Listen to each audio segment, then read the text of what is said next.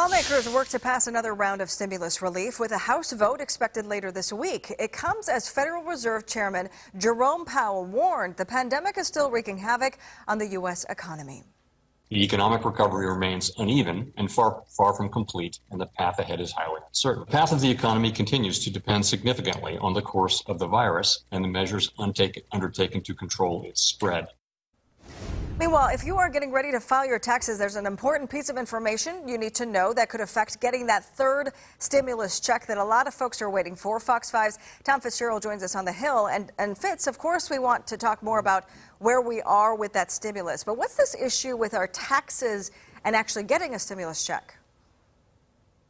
Yeah, it's an interesting point that's coming up as we get closer to this passage. It involves basically how much you think you make and how much you actually make. This is about what's called the adjusted gross income, AGI, in accountant language. What this means basically is that the federal government is determining whether or not you are eligible for these stimulus checks based upon your adjusted gross income.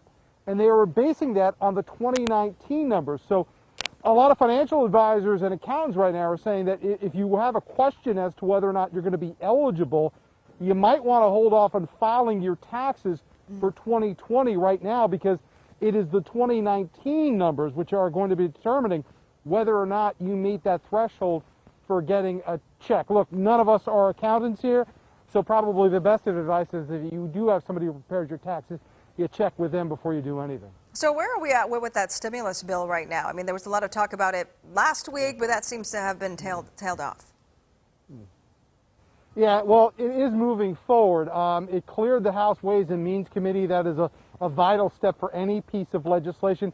And remember, this bill is contained in the larger budget bill, so it's kind of encapsulated in that.